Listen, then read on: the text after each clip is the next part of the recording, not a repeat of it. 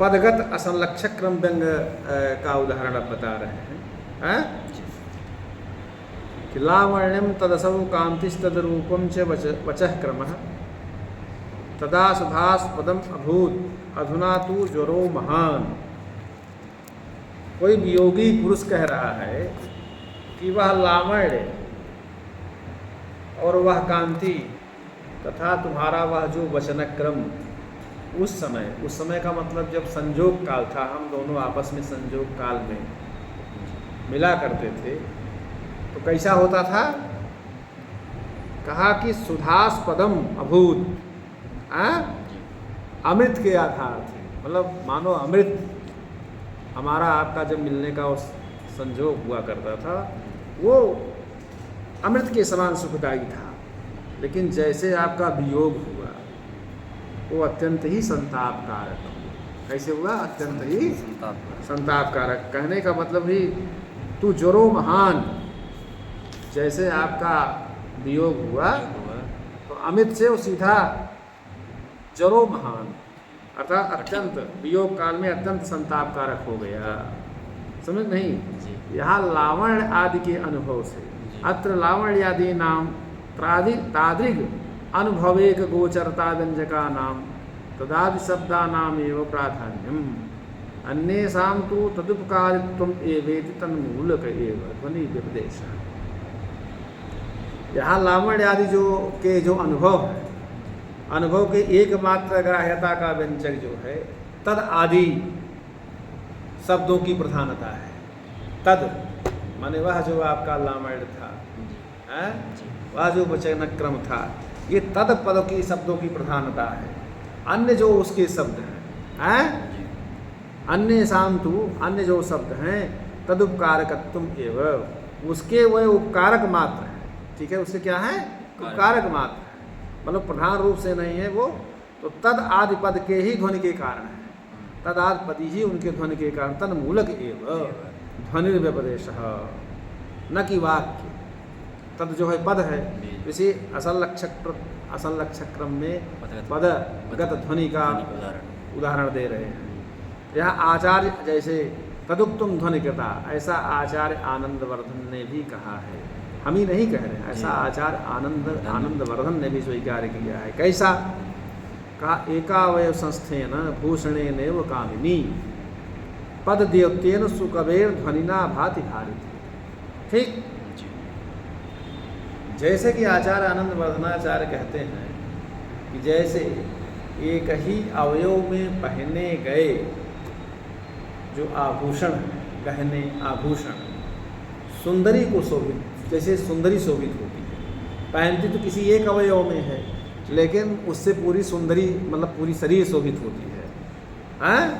वैसे ही सुकवि के एक पद के द्वारा, एक पद के प्रकाश से, ध्वनि से वाक्य शोभित होता, पूरा वाक्य शोभित। एक पद सुकवि के द्वारा जब एक पद के प्रकाश से, ध्वनि से पूरा वाक्य शोभित होता है।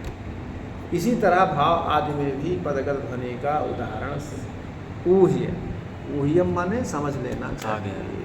ठीक है। अब देखिए, अब पदगत शब्द शक्ति मूल वस्तु ध्वनि का उदाहरण बता रहे हैं। भुक्ति मुक्ति कृदेकांत समादेशन तत्पर है। कस्य नानंद निस्यंदम विदधाति सदागम।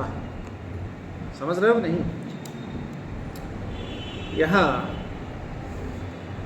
आजकल तो बॉयफ्रेंड हैं सबके, पहले भी उपपति हुआ करते थे। अच्छा जी।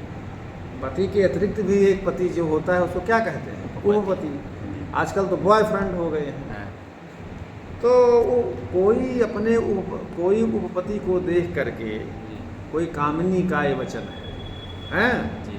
तो वो कह रही है कि भुक्ति मुक्ति कृदेकांत समादेशन तत्पर है। ठीक है जी। एकांत समादेशन तत्पर है, एकांतम नितांतम मित समादेशनम तत्व ज्ञानोपदेश है। ठीक है। वाच्य पक्ष में सुनिए, वाच्य कहा कि सदागम, इसमें सदागमः पद जो है, सश्चासौ आगमः इति सदागमः, सश्चासौ आगमः सदागमः, अर्थात सतशास्त्रों का जो है, मतलब उत्तम शास्त्र का जो जानकार, उत्तम शास्त्र का जो जानकार, अर्थात तत्वज्ञान के उपदेशों से अत्यंत तत्पर होकर के हृदयकांत समादेशन तत्पर, एकांतम नितांतम समादेशनम तत्वज्ञानोपदेशः, भुक्ति मुक्ति, भुक्ति मुक्ति का मतलब यहाँ क्या होता है, यज्ञ अनुष्ठान आदि, क्या है, यज्ञ अनुष्ठान आदि, याग आदि अनुष्ठानों से भुक्ति अर्थात ब्रह्म ज्ञान से उत्पन्न करने से मुक्ति करने वाला होकर के किसके हर्ष के प्रवाह को उत्पन्न नहीं करता है? अर्थात सभी के हर्ष के प्रवाह को उत्पन्न करने वाले जो शास्त्रज्ञ होगा, यज्ञ उत्तम तत्व ज्ञान होगा, तत्व ज्ञानों का उपदेष्टा होगा, उससे तत्पर जो यज्ञ आदि अनुष्ठान हैं, ब्रह्म ज्ञान से उत्पन्न करने वाले जो मुक्ति प्रदायक जो है, ऐसे ऐसे हर्ष के प्रवाह से उत्कृत होकर उत्पन्न होकर मतलब हर्ष का प्रवाह किसको जो उत्पन्न होता हो, किसके हर्ष प्रसन्नता का कारण नहीं होता है, सभी के प्रसन्नता का कारण होता है। ये तो इसका वाच्य है। अब व्यंग पक्ष में सुनिए, जैसे अत्र सदागमः सन्निहितम उपनायकम प्रति सत्शास्त्रम विधाय, मतलब उपपति के समीप आने पर सत्शास्त्र के मतलब उत्तम शास्त्रों के कहने वाले सतः पुरुषस्य आगमः इति वस्तु जनकति हैं। तो अभी इसका व्यंग्य अर्थ पहले हम बता दें। व्यंग्य अर्थ क्या है? सदागमः, सतः आगमः, आप सरीखे सज्जन, उपपति को कह रहे हैं, आप सरीखे सज्जन, पुरुषों का आगमन, पुरुषों का आगमन, ठीक है। भुक्ति मुक्तिकृत, भुक्तिकृत माने रत क्रीडया, भोगकृत, ठीक है, अर्थात साधारण गृह कर्म त्यागकृत। कहने का मतलब आप जैसे सरीखे सज्जन पुरुषों का आगमन भोग करता हुआ तथा अन्य गृह कार्यों से मुक्ति प्रदान करने वाला, छुटकारा दिलाने वाला, एकांत में रहस्य, क्योंकि ये सब चीज़ें एकांत की हैं, एकांत में रहस्य के उद्घाटन में तत्पर, समादेशन तत्पर है। एकांत में जो रहस्य है उस रहस्य के उद्घाटन में आप तत्पर हैं, तत्पर हो करके क्या करते हैं? कस्य नानंद निश्चंदम विदधाति सदागम, तो मेरे सरीखे किसकी सौख्य परंपरा को उत्पन्न नहीं करते, अर्थात किसके नयनों को आनंद नहीं प्रदान, मेरे सरीखे जो लोग हैं उनके नयनों को आनंद प्रदान करने वाले आप अच्छा कौन? आप ही समझ रहे नहीं? यहाँ पर सदागमः शब्द जो है क्या है? अत सदागमः सन्निहितम उपनायकम प्रति, सदागमः शब्द जो है सन्निहित निकट में स्थित जो उपनायक है उसके प्रति सशास्त्रार्थम अभिधाय, सही शास्त्र को जानने वाला, मतलब उत्तम शास्त्र, ऐसा अर्थ अभिधा से कह करके यथा सतः पुरुषस्य आगमः इति वस्तुभ्यः, अभिधा से कह करके सज्जन पुरुष का आगमन ऐसी वस्तु को व्यंजना से प्रतिपादन कर रहा है। न सदागमा वेति न कथम उपमा ध्वनि है। यहाँ सदागमा अब शंका ये करते हैं कि सदागमा कहने से सदागम इव, अर्थात उत्तम शास्त्र सज्जन पुरुष के समान जी, मतलब इसके समान कैसे उपमा ध्वनि हो सकती है? अर्थात उपमा ध्वनि यहाँ पर क्यों नहीं है? अतः उत्तम शास्त्र सज्जन पुरुष के समान है, इस तरह की उपमा ध्वनि क्यों नहीं, यह प्रश्न करना है। समझ रहे हो ना? जी। तब ये कह रहे हैं सदागम शब्द से यही ननु सदागमा सदागम इवेति न कथम उपमा ध्वनि।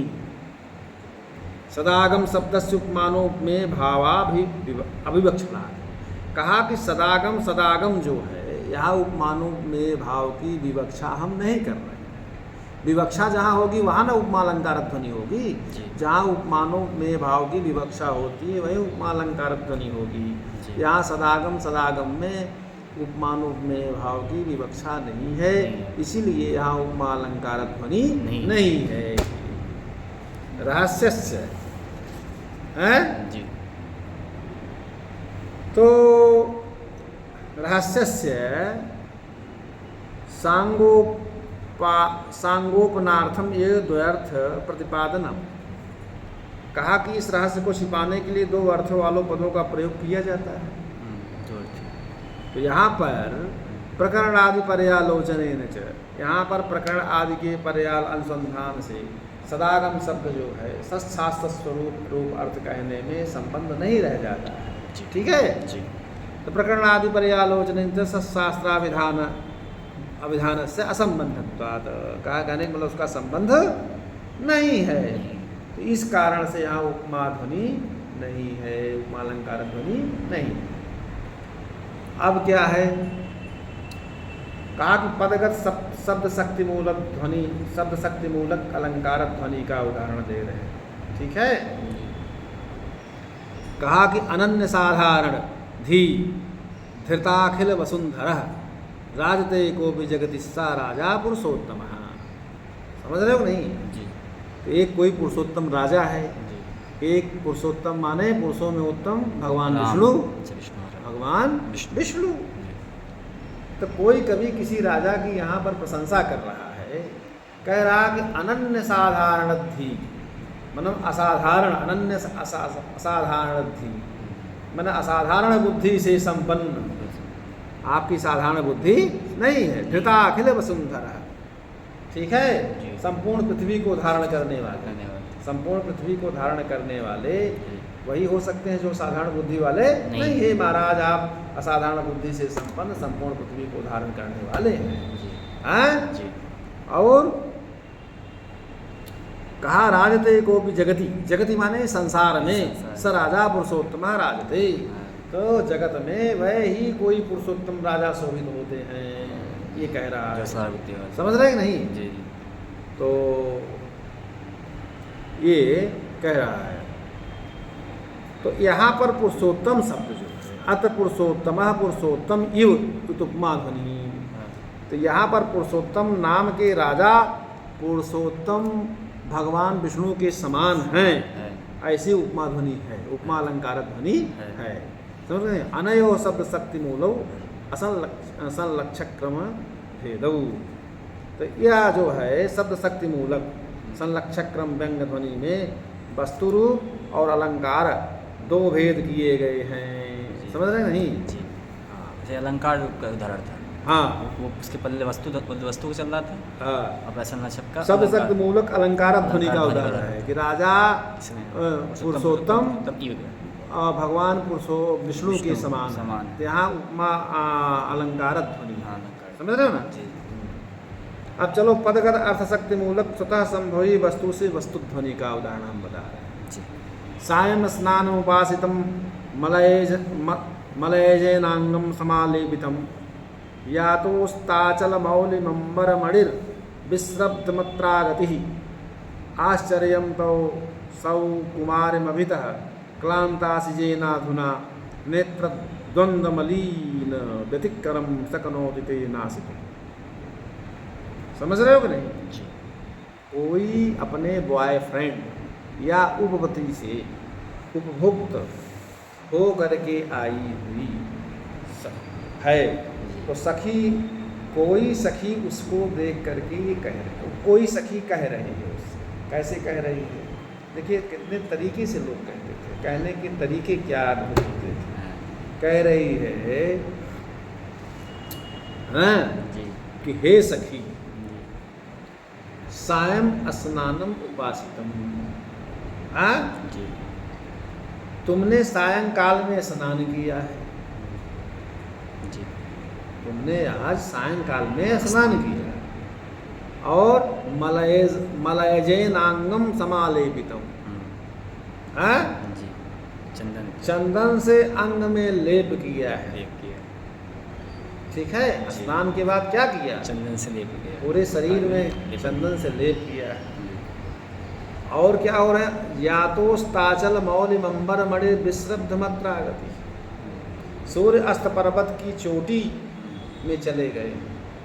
कहाँ चले गए, सूर्यास्त सूर्य जो है जी जब अस्त अस्ताचल की चोटी पर चले चले गए, गए। तथा सूर्य अस्त हो अस्त गए। हो गए, और विश्रब्धम अत्रागति, विश्रब्धम स्वच्छंद, स्वच्छंदता से तुम लेकिन यहाँ आई, यहाँ आए, हैं? जी पर मगर लेकिन क्या है, आश्चर्यम, इसमें आश्चर्य है सही, कि तव सौ कुमार में भी था क्लांतासी जेनाधुना नेत्र द्वंद्व मलीन व्यतिकरम सकनोति ते नासितुम। कहने का मतलब लेकिन तुम्हारी कोमलता आश्चर्य को उत्पन्न कर रही, तुम इतनी, तुम्हारी जो ये कोमलता है जी इसमें आश्चर्य ये उत्पन्न कर रही है कि जिससे कि तुम सब तरह से परिश्रांत हो रही हो। जी इस कारण से तुम्हारे दोनों नेत्र मुद्रित होकर के नहीं रह सकते। ठीक है, जी अर्थात अत्र स्वतः संभविना वस्तुना कृत पर पुरुष परिचय अस्नातासीति वस्तु व्यज्यते, तच्चाधुना क्लांतासी न तो पूर्वं कदाचिदपि तथैवं विधा क्लमो दृष्टीति बोधयतो अधुना पदस्यैवोत्तर पदार्थोत्कर्षाद अधुना पदस्यैव पदान्तरापेक्षया वैशिष्ट्यम। बहुत अच्छी बात कहा इस पद्य में स्वतः संभवी वस्तु से पर पुरुष के समागम करने से तुम थकी हुई, अच्छा तुम सब जो ये कर रही हो दूसरे पुरुष के साथ ऐसा समागम तुम्हारा हुआ है, वही ना। जी कृत पर पुरुष परिचयासनातासी, पर पुरुष के द्वारा जो किया गया है समागम, तुम उसके द्वारा थकी हुई है। जी ऐसे ये थकावट तुम्हारी ऐसी सामान्य नहीं, पहले कभी तुम्हारी इस तरह की थकावट नहीं देखी गई, वही आश्चर्य है। न तो पूर्वम कदाचित तथैवं विधा क्लमो दृष्टे, इस क्लम माने थकाई, थकाई थकावट, थकावट इस तरह से जैसे आज थकाई तुम्हारी दिखाई दे रही है, इस तरह से पहले कभी तुम्हारी थकावट दिखाई नहीं कभी देखी नहीं गई है। समझ रहे हो नहीं जी तो इस बात की व्यंजना प्रतिपादन करने वाले अधुना पद से है, जी ठीक है ना। जी बोधे तो अधुना पदस्य इतर पदार्थोत्कर्षाद अधुना पदस्य पदांतरापेक्षया वैशिष्ट्यम। अधुना पद का ही अन्य पदार्थ से उत्कर्ष होने से उसी का अन्य पदों से प्रधानता है। यहाँ अधुना, अभी जो इस तरह का ऐसा काम की हो, यहाँ अधुना पद के वैशिष्ट से, समझ रहे हो नहीं। जी ये जो है पदगत अर्थ शक्ति मूलक स्वतः संभवी से वस्तु ध्वनि से, हाँ, स्वतः संभवी वस्तु से वस्तु ध्वनि का है। अधुना पद, अधुना पद ये वस्तु कि अधुना माने इसी समय ऐसा आप दिखाई दे रहे हो, यहाँ अधुना पद का वैशिष्ट है। इसके पहले तुम ऐसा कभी नहीं देखी, अभी अभी ऐसा तुम दिखाई दे रही है। तुम्हारा जो ये सब रूप है, आँख मूंदी जा रही है, तो समागम से परिश्रांत मतलब पर पुरुष के द्वारा, ये वस्तु से वस्तु, ठीक है जी। और भी पढ़ा दूँ? हाँ चलो अब दूसरा स्वतः संभवी वस्तु से पदगत अलंकार है। जी अच्छा क्या है? तद प्राप्ति महादुख विलयना शेष पातका तच्चिंता विपुलाह्लाद क्षीण पुण्यचया तथा चिंतयंती जगत सूतिम परम ब्रह्म स्वरूपिणी निरीक्षास्तया मुक्तिम गतान्या गोपकन्यका। ये श्लोक बड़ा अच्छा है। ये श्रीमद् भागवत के श्री कृष्ण की रास क्रीड़ा में पति आदि के द्वारा रोके जाने पर जी असमर्थ किसी गोपी का मोक्ष वर्णन के विषय में श्लोक है। जी कहा तदप्राप्ति महादुख विलीना से इस बात की। जैसे तू वहीं का नाम पर कहीं रास लीला हो रही है, कोई गोपी जाना चाहती थी भगवान कृष्ण की, जी उसके पति या घर वालों के द्वारा रोक दिया रोक गया, दिया गया। तो देखिए कितना दुख होता है। तो रासलीला में गोपियाँ तो भगवान के सब जाती ही थी। जाती तो कहा कि रासलीला में जी तो तदप प्राप्ति, तद माने तुम्हारे- श्री कृष्ण, अच्छा श्री कृष्ण की रासलीला में ना जा पाने से, अर्थात श्री कृष्ण भगवान श्री कृष्ण की अप्राप्ति से उत्पन्न अत्यंत दुख से, जिसके अशेष माने समस्त, तदप प्राप्ति महादुख विलीना शेष पातका, अशेष माने समस्त, समस्त पातक माने जो क्या नाम से दुख थे, पाप क्या होते हैं, विलीन हो गए, नष्ट, नष्ट विलीना जी विनष्ट आ जाता विनष्ट हो जाता है। हाँ? है। जी और क्या है, जब हो गए तो तत्चिंता माने भगवान श्री कृष्ण की चिंता में विपुला आह्लाद क्षीण पुण्य चया तथा, श्री कृष्ण के चिंतन में उत्पन्न प्रचुर आनंद से जिसके पुण्यों का चय, पुण्य चय माने समूह भी क्षीण हो गया। जब श्री कृष्ण के विषय में सोचेगी उसके विषय में बड़ा आनंद आएगा, तो वो सोचने से जितने पुण्य थे वो भी क्षीण छेड़ हो जाए, पुण्यों का जो समूह था वो भी क्षीण हो छेड़ गया। समझ रहे हो नहीं? जी जी तो क्या हुआ, चिंतयंती जगत सूतिम परम ब्रह्म स्वरूपिणी, ऐसे जगत सूती माने उत्पन्न करने वाली, जगत को उत्पत्ति के कारण सर्वोत्कृष्ट ब्रह्म स्वरूप भगवान श्री कृष्ण का चिंतन करती हुई, चिंतयंती जगत सूतिम परम ब्रह्म स्वरूपिणी निरिच्छ्वास्तया मुक्तिम गतान्या गोप कन्या का। इस तरह से दूसरी गोप कन्या प्राणों का निरोध होने से मुक्ति को प्राप्त हो गई, अर्थात वो मर गई। मरेगी समझ रहे हो नहीं? जी देखिए तो आगे अर्थात मोक्ष को प्राप्त हो गई, हाँ। मुक्ति को प्राप्त हुई, मोक्ष को हाँ, मोक्ष को सोचते प्राप्त। अत्र अशेषच्चय, इन दो पदों में अशेषच्चय पद प्रभावाद अनेक जन्म सहस्र भोग्य दुष्कृत सुकृत फल राशि तादात्माध्यवसतया, कहने का मतलब इन दो पदों में अशेष और चय पद, अशेष चय जी पद प्रभावाद, इस पद के प्रभाव, ये दो पदों के प्रभाव से अनेक जन्म सहस्र भोग्य है, जी तो अनेक हजार जन्मों के भोगी जाने वाली पापों की भोग्य दुष्कृत सुकृत फल राशि, पुण्यों की फल राशि के तादात्माध्यवसितया, तादात्मा ने अभेदेन, तद भिन्नत्व से तद अभेदेन प्रतिमानत्व तादात्मत्वम, तो फल राशि के अभेद से आरोपित होने से भगवान के विरह से भगवत विरह दुख चिंता आह्लादयो, भगवान के विरह से दुख और उनके चिंतन से आह्लाद माने प्रसन्नता की प्रतीति, प्रत्यायन मिथ्यात्सयोक्ति द्वय, प्रतीतिर अशेषच्चय पदद्वय द्योत्या।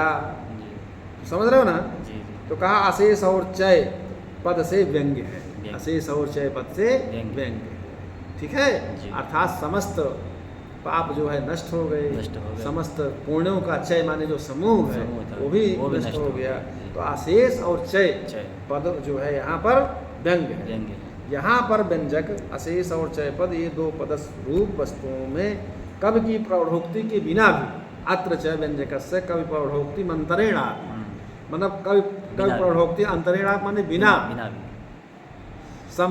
संभवात स्वतः संभविना, समझ रहे नहीं? जी। उसके बिना भी हो सकने से स्वतः संभविता है, स्वतः संभावी हो सकते हैं। जी तो इसलिए जो है ये स्वतः संभवी वस्तु से पदगत अलंकार ध्वनि का उदाहरण है, समझे? जी अब देखें कब प्रौढ़ोक्ति सिद्ध अलंकार से पदगत अलंकार ध्वनि का उदाहरण दे रहे हैं। पश्यंत संख्य पथगाम त्वदान जल वाहिनी देवते पृथगा आत्मानं गोप्यत उग्र मूर्धनि, कोई जो है कभी किसी राजा की प्रशंसा कर रहा है, जी राजा का प्रशंसा, दान के प्रशंसा की वर्णन कर रहा है, कह रहा कि हे राजन देव, हे राजन, क्या कह रहा है? कहा कि ती पृथगा आत्मानम, गंगा जी ती पृथगा है, जी हैं? जी जी कहा कि देखिए राजन, 3 पद्यों माने मार्गों से चलने वाली, 3 मार्गों से चलने वाली, हैं? जी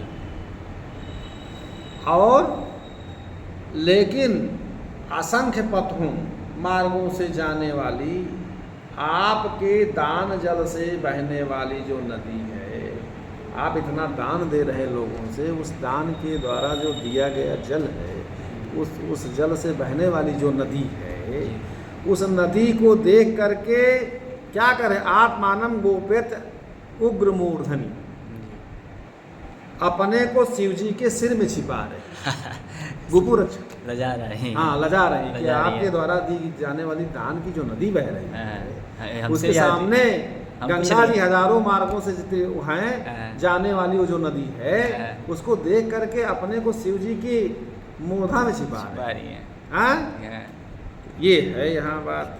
तो देखिए, ऐसा ही हो। तो इस पद्य में इदम मम अत्र पश्यन्तीति कवि प्रौढ़ोक्त सिद्धेन काव्यलिंग अलंकारेण न के पन्ने दातारस्तव सदिशा इति। कहने का मतलब इस पद्य में कवि की जो प्रौढ़ोक्ति है उससे सिद्ध जो काव्यलिंग अलंकार है, काव्यलिंग अलंकारेण न तो के पन्ने दातारस्तव सदिशा, काव्य लिंग अलंकार से और कोई भी दाता आपके समान यहाँ इस संसार में नहीं। अर्थात आप तो इस व्यतिरेका अलंकारो असंख्य पद द्योत्या एवं मन्ये स्वप्यर्थ शक्ति मूल संलक्षक क्रम भेदे सुदाहरण। कहने का मतलब ये है कि व्यतिरेका अलंकार असंख्य पद से व्यंग्य है, इसी तरह अन्य भी अर्थशक्ति मूलक संलक्षक क्रम ध्वनि के भेदों को भी उदाहरण जान लेना चाहिए। तदेयन ध्वने पूर्वोक्तेषु अष्टादश भेदेषु मध्ये शब्दार्थशक्तुक्थो व्यंगो वाक्य मात्रे भवन्नेकः। इस प्रकार ध्वनि के 18 भेद के बीच में शब्द शक्ति मूलक वाक्य मात्र में होने से एक प्रकार है, हाँ एक प्रकार है भवन्नेकः। अन्य पुनः सप्तदश वाक्ये पदे चेति चतुस्त्रिंशदिति पंचत्रिंशत् भेदाः। देखिए कहा कि देखिए 18 भेदों के बीच में शब्दार्थक मूलक वाक्य मात्र में होने वाली एक प्रकार की है, हमने बताया। लक्षणा मूलक ध्वनि 2 प्रकार की होते हैं, एक अर्थातन संक्रमित वाच्य ध्वनि, एक अत्यंत तिरस्कृत वाच्य ध्वनि। समझे ना जी। 2 भेद अभिधा मूलक ध्वनि के होते हैं, एक असंलक्षक क्रम, एक संलक्षक। असंलक्षक क्रम के एक भेद जी। और संलक्षक क्रम व्यंग के शब्द शक्ति मूलक के 2 भेद, जी। अर्थ शक्ति मूलक के 12 भेद, उभय शक्ति मूलक व्यंग के 1 भेद को मिला करके सबके भेदों में 18 भेद हुए। जी। उभय शक्ति मूलक जो ध्वनि को छोड़ करके अन्य जो 17 ध्वनियों के पद तथा वाक्य ये दोनों में होने से ध्वनि के 34 भेद हुए। 17 दूना 34 पद और वाक्य के भेद से जी। तो कितना हो गया? 17 दूना 34 34। और उसके बाद जो है फिर वो क्या होता है, उभय शक्ति मूलक ध्वनि के 1 भेद हो गए, जी। तो उसका हो गया 1 हो गया 34 1 35। इसीलिए कुल 35 भेद हो गए। ध्वनि के कितने हुए? 35 भेद हो गए। ठीक है। जी। अर्थशक्ति मूलक ध्वनि वाक्य में भी होता है। पद्मम प्रबंधे भी मतोधीरैर अर्थशक्तुद्भवो ध्वनि। जो अर्थशक्ति मूलक ध्वनि होती है, प्रबंध माने महावाक्य में भी होता है। समझ रहे हो नहीं? तो अब प्रबंधे माने महावाक्ये अनंतरोक्त 12 भेदो अर्थशक्तुत्थः तथा महाभारते घृत गोमायु संवादे। अब महाभारत में इसको छोड़ दो, कल पढ़ाएंगे, ज़्यादा होगा। जी ठीक। इसको कहने का मतलब यही है कि अर्थशक्त मूलक ध्वनि में भी प्रबंध माने महावाक्य में भी अर्थशक्त उद्भव मूलक ध्वनि महावाक्य में भी होती होती है है। ना।